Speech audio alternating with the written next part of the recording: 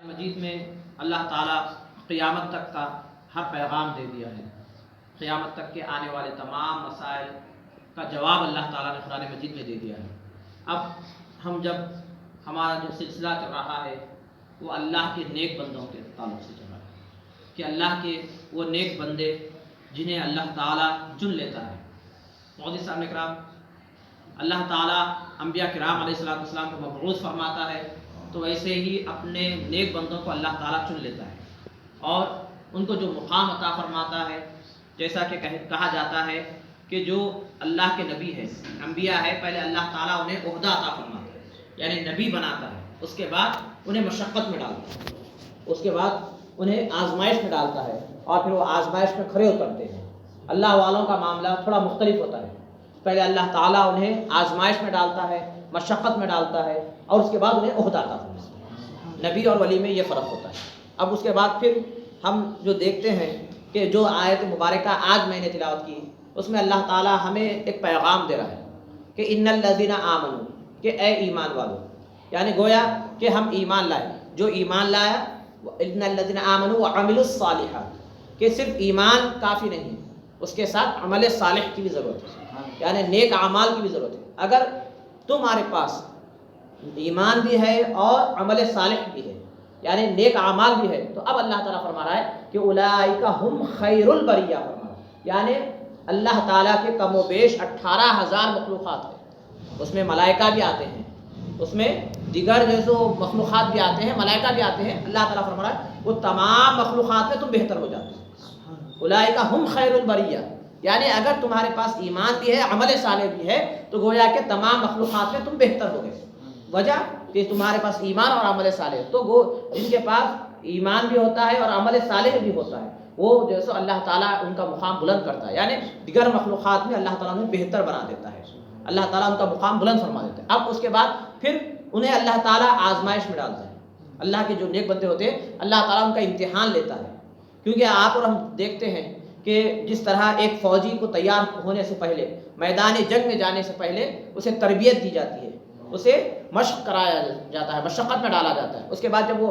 کھڑا اترتا ہے تو اسے میدان جنگ میں بھیجایا جاتا ہے۔ تو ایسے ہی اللہ تعالیٰ اپنے نیک بندوں کے لیے ایسا ہی تمام کا انتظام کرتا ہے کہ پہلے وہ مشقت میں جاتے ہیں، اس کے بعد جب وہ اللہ کا دین کا کام کرنے نکلتے ہیں، اللہ کے دین کا کام کرنے کے لیے نکلتے ہیں، تو وہ کسی کی مخالفت کی پرواہ نہیں کرتے اور کسی کی تائید کے وہ امید میں نہیں رہتے، بلکہ بس اللہ کے لیے ہی کام کرتے ہیں۔ کیوں کہ اللہ تعالیٰ نے انہیں اسی طرح تیار کیا، اللہ تعالیٰ انہیں اسی طرح، اب جس طرح اولیاء اللہ کے ولی ہوتے ہیں، اللہ کے ولی ان سے جیسے کرامتیں ظاہر ہوتی ہیں، تو وہ کرامتیں جو ظاہر ہوتی ہے وہ کس وجہ سے ہوتی ہے؟ تو گویا کہ کہا جاتا ہے کہ اللہ تعالیٰ بندوں کو بتانے کے لیے اور ان کے عہدے کو، ان کے مقام کو بتانے کے لیے اللہ تعالیٰ عطا فرماتا ہے۔ اس میں ان کی محنت، مشقت، اس میں وہ تو کرتے ہی ہے، لیکن خاص طور پر جو مقام اللہ تعالیٰ عطا فرماتا ہے، وہ کرامت جو ہوتی ہے وہ صرف اللہ تعالیٰ اپنے فضل سے عطا فرماتا ہے۔ جیسا کہ مثال کے طور پہ انبیاء کرام علیہ السلام کو اللہ تعالیٰ نے مبعوث فرمایا، ویسے اولیاء میں پیران پیر شیخ عبد القادر جیلانی رضی اللہ تعالیٰ عنہ، جن کے بارے میں ہم اکثر سنتے ہیں کہ آپ بہت ساری آپ نے عبادت فرمائی اور بہت راتوں کو آپ نے گزارا، عبادتیں کی ہے، تو کیا اس کا صلہ آپ کو ملا ہے؟ اس کا صلہ ملا ہے؟ تو مولوی صاحب نے کہا اولیاء میں پیران پیر شیخ عبد القادر جیلانی رضی اللہ تعالیٰ عنہ کا یہ مقام ہے کہ انہوں نے عبادتیں تو بہت کی ہے، لیکن جس طرح اللہ تعالیٰ اپنے نبیوں کو چنا ہے، ان کو مبعوث فرمایا ہے، ویسے ہی اللہ تعالیٰ ولیوں میں پیران پیر کو چنا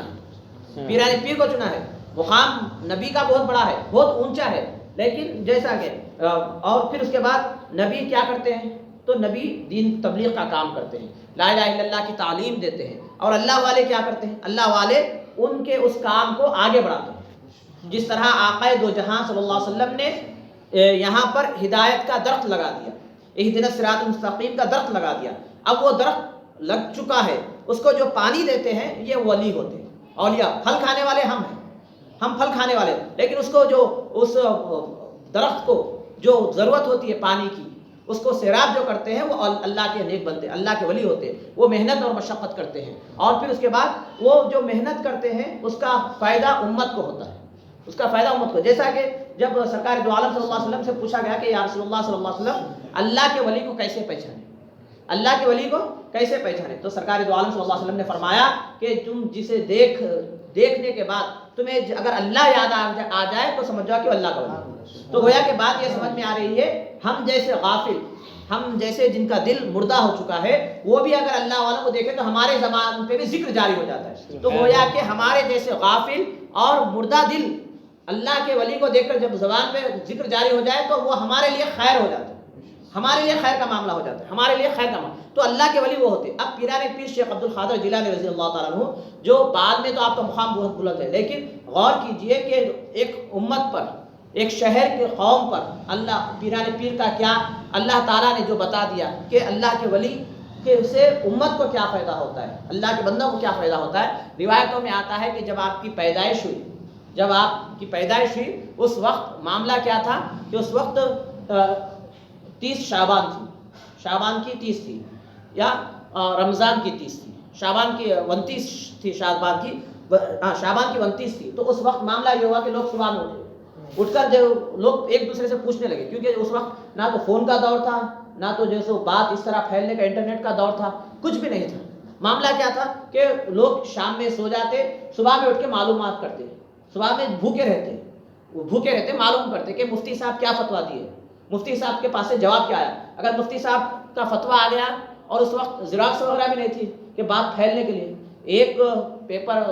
لکھا جاتا, اس کو کہیں اونچے مقام پر ٹھہر کے ایک پڑھنے والے نے پڑھ لیتا, حکومت کا نمائندہ اسے پڑھ لیتا تو تمام لوگ سن لیتے کہ کیا مفتی صاحب کا کیا حکم ہے. تو روزے میں بھی ویسی معاملہ تھا, تو لوگ انتظار میں تھے کہ آخر شام میں سو گئے, شام میں تو کوئی معلوم نہیں, اور صبح میں اٹھنے کے بعد لوگ جیسے کھائے پیے بغیر انتظار میں رہتے تھے. اکثر 30 شعبان کو ایسا معاملہ ہوتا تھا کہ بھائی پہلی رمضان ہے یا 30 شعبان ہے, معلوم کرنے کے لیے لوگ انتظار کرتے. اگر معلوم ہوتا ہے کہ رات میں چاند نظر نہیں آیا تو لوگ جیسے اس دن کو 30 شعبان مان لیتے. اگر معلوم ہوتا ہے کہ نہیں بھائی چاند نظر آ گیا تو جو بن سحری کا روزہ رہ جاتے. تو اس کے بعد جب یہ معاملہ درپیش آیا تو وہ پیران پیر شیخ عبد القادر جیلانی رضی اللہ تعالیٰ عنہ کی پیدائش کا دن تھا. اب لوگ انتظار میں تھے کہ بھائی آخر وہ معاملہ کیا ہوا, آج پہلی رمضان ہے یا 30 شعبان ہے. تو اس سادات گھرانے سے جواب ملا. ہم نے کل ان کے پھپھو جان کی بات کی تھی, وہ اللہ کے نیک بندوں کا گھر ہے, اللہ کے صالحین کا گھر ہے, وہ کہ جن کے پیران پیر کے والد بھی صالح, والدہ بھی صالحہ, پھپھو جان بھی صالحہ. کل ہم نے ان کے پھپھو جان کا ذکر کیا تو کہتے ہیں کہ اس گھر سے جیسے جواب آیا کہ کل رات میں ایک لڑکا تولد ہوا جو صبح سے دودھ نوش نہیں فرمایا. تو اس کا مطلب یہ ہے کہ آج پہلی رمضان ہے اور روزے کا دن ہے, پہلی رمضان ہے اور روزے کا دن ہے. تو گویا کہ یہ تواتر سے یہ کرامت آئی ہے, تواتر سے یہ بات آئی ہے کہ جیسے اس وقت جیسے آپ نے دودھ نوش نہیں فرمایا تو لوگ پوچھنے والوں نے پوچھا کہ بھائی ایک معصوم لڑکا دودھ نہیں پیا تو اس سے روزے کا کیا تعلق ہے. اس کا قوم ایک بڑے شہر کے مسلمانوں کے عبادت, وہ عبادت جو سال میں ایک مرتبہ آتی ہے, وہ عبادت جس کا ایک روزہ اگر چھوٹ جائے تو پھر زندگی بھر روزہ رکھے تو بھی جیسے اس کا بدل نہیں ہوتا, اس سے کیا تعلق ہے. تو کہنے والوں نے کہا کہ جس کی پھپھو جان اگر جھاڑو مار دے تو اللہ بارش برساتا ہے, اس گھر کے لڑکے کا معاملہ یہ ہے کہ وہاں پر جو بھی معاملہ ہوتا ہے وہ کرامت ہی ہوتی ہے, اور جو بھی معاملہ ہوتا ہے عجیب ہوتا ہے, عجیب ہوتا ہے. اس میں کوئی جیسے کوئی پیغام اللہ کا ہوتا ہے, اس میں جیسے کوئی مسلمانوں کے لیے کوئی فائدہ ہی ہوتا ہے. تو گویا کہ جب لوگوں نے کہا کہ ہاں اب جب یہ بچہ دودھ نوش نہیں فرما رہا ہے تو معلوم یہ ہو رہا ہے کہ آج رمضان کا دن مہینہ شروع ہو گیا ہے, آج رمضان کا پہلا روزہ ہے, لہذا تمام لوگوں نے روزہ رکھ لیا. اس کے بعد جو مفتی صاحب کا جو فرمان آیا وہ فرمان میں بھی وہی تھا کہ رات میں چاند نظر آ گیا, فلاں شخص نے دیکھ لیا اور جیسے آج پہلا رمضان. تو کہتے یہ ہے کہ پیران پیر جو اللہ سرکار دو عالم صلی اللہ علیہ وسلم نے جو کہا کہ جب اللہ کے نیک بندے کو دیکھے, ولی کی پہچان کیا ہے, جب اسے دیکھے تو اللہ یاد آ جائے. تو یہ ولی کی شان یہ ہے کہ اللہ تعالیٰ نے ان کے ذریعے سے ایک شہر کے مسلمانوں کے روزہ چھوٹنے سے بچا لیا.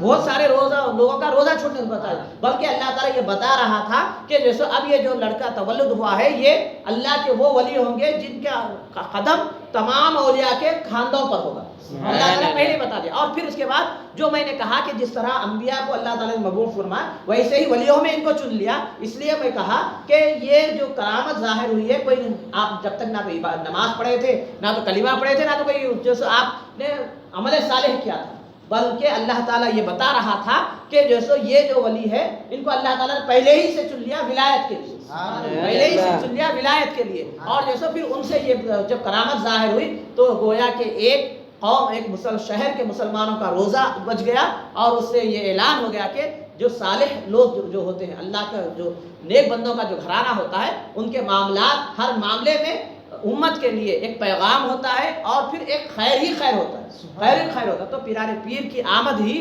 جیسے ایک وہ تھی کہ لوگ روزے چھوٹنے سے بچ گئے، اور جیسے لوگوں کو یہ بات معلوم ہو گئی کہ جو لڑکا آیا ہے، تولد ہوا ہے، پیدا ہوا ہے، وہ لڑکا کوئی عام نہیں بلکہ خاص ہے. انشاءاللہ ان کے بارے میں پھر ہم آئندہ بھی سنتے رہیں گے. واخر دعوانا الحمدللہ رب العالمین. سبحان ربک رب العزۃ عما یصفون وسلام علی المرسلین والحمد للہ رب العالمین.